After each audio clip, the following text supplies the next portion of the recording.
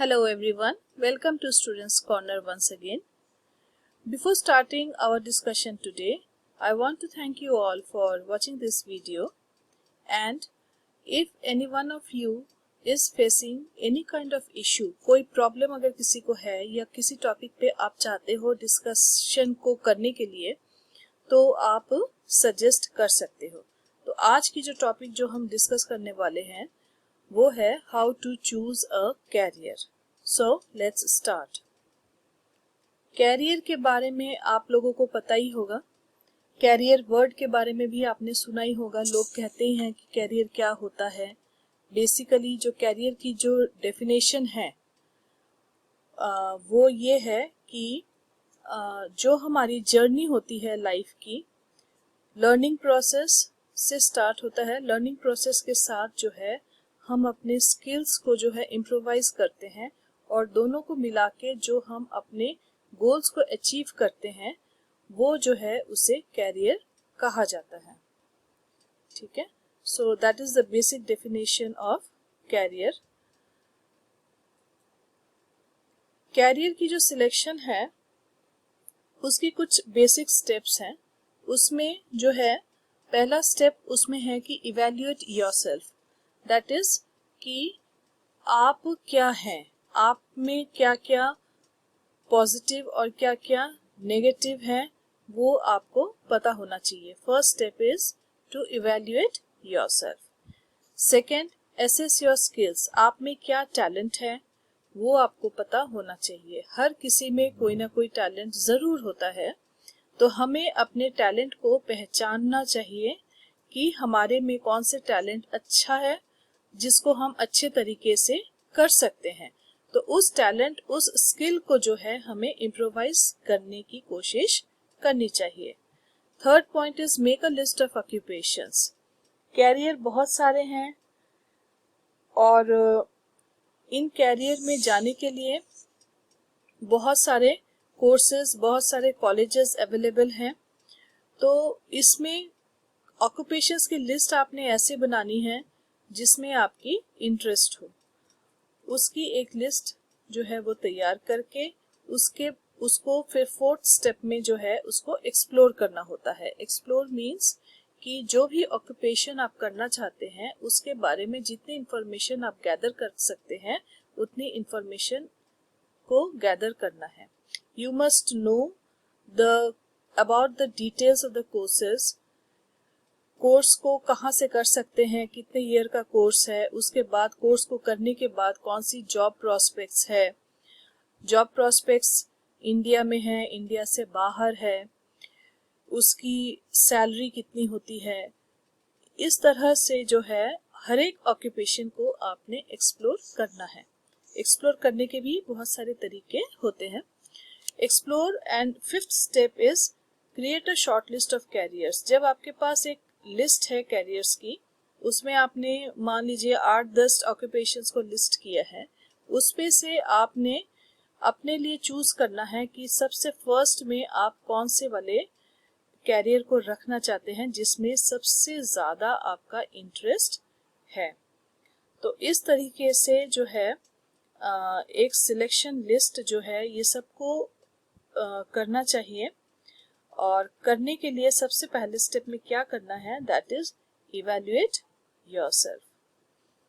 उसके बाद जो है after the fifth step, next is to do the research for the short listed careers. जो भी कैरियर्स आपने शॉर्ट लिस्ट किया है उसके बारे में आपने रिसर्च करना है, जितनी इंफॉर्मेशन है उसको आपने गैदर करना है। Consider your current state. हर किसी की इकोनॉमिकल, फिजिकल, मेंटल स्टेट अलग अलग होती है। तो जब हम कोई कोर्स करते हैं, जब हम कोई जॉब करते हैं, तो हमें अपना पोजीशन भी देखना पड़ता है कि हम किस स्टेट में हैं। तो उस चीज को भी ध्यान में रखना बहुत ज्यादा जरूरी है। After that make your career choice. After making your choice you have to identify your goals. आपके सपने क्या हैं। आपने कैरियर की तो लिस्ट बना ली, 3-4 आपने कैरियर्स उसमें लिख दी, लेकिन आपकी गोल्स, आपकी इंटरेस्ट क्या है उनमें से किस में आपका इंटरेस्ट सबसे ज़्यादा है, उसको आपने सबसे ऊपर रखना है। उसके बाद जो है आपने अपना कैरियर का एक एक्शन प्लान बनाना है कि आपने अपने गोल को अचीव करने के लिए आप क्या कर सकते हैं।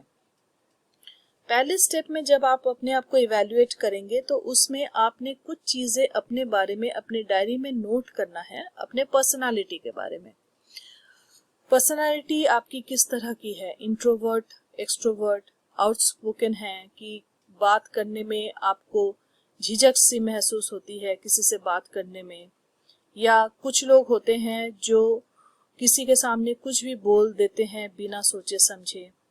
तो आपकी पर्सनालिटी किस तरह की है, सबसे पहले आपने ये देखना है।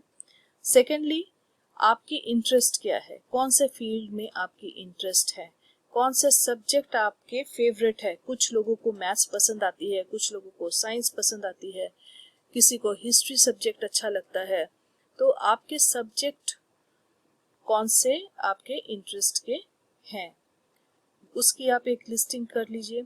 उसके बाद जो है कम्युनिकेशन स्किल्स जो है वो बहुत अच्छा होना चाहिए। कम्युनिकेशन स्किल्स को इम्प्रूव करने के लिए आपकी वोकैबुलरी जो है लैंग्वेज में वो अच्छा होना चाहिए। कुछ कॉमन मिस्टेक्स है जो हमें अवॉइड करना चाहिए चूज करने के टाइम। जब हम कैरियर चूज करते हैं तब कुछ मिस्टेक्स जो है, कॉमन मिस्टेक्स जनरली हमारे इंडियन सोसाइटी में पाई जाती है, तो उसको जो है आपने ध्यान में रखना है। सबसे पहले तो ये है कि हमारे आसपास जो हमारे फैमिली और फ्रेंड्स हैं, हर कोई जो है अपनी एक्सपीरियंस को शेयर करते हैं कि हमारे टाइम में ऐसा हुआ था, हमने ऐसे किया था, और वो एक्सपीरियंसेस शेयर करते हैं। उसमें कोई बुराई नहीं है, उनके एक्सपीरियंसेस से हमें सीखना चाहिए।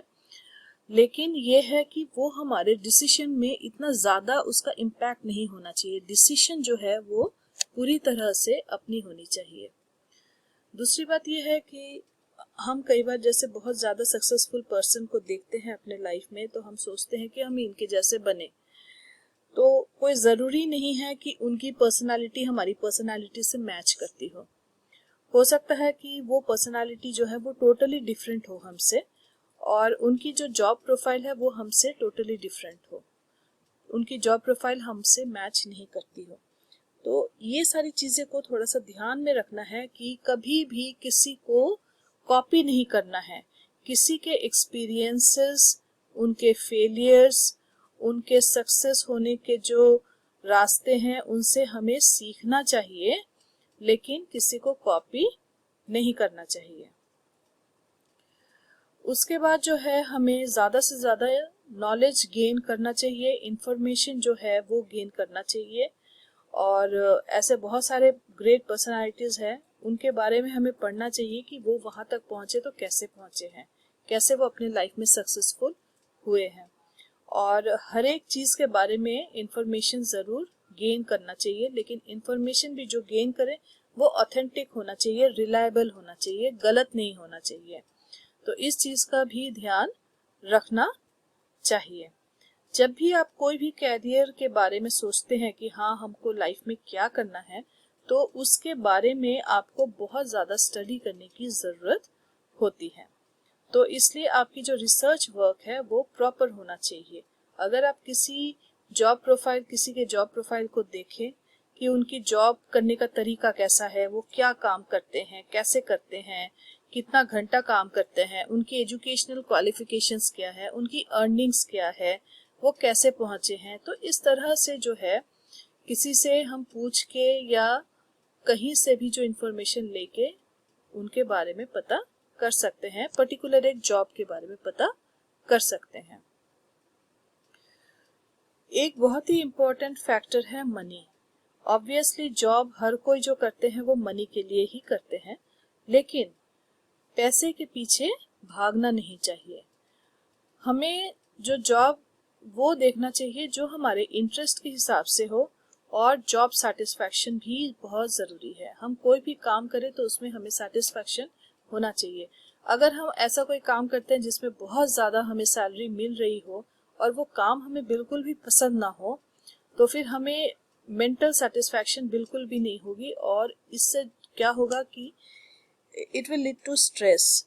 बहुत मेंटल स्ट्रेस जो है वो धीरे धीरे धीरे धीरे अंदर ही अंदर होती जाएगी।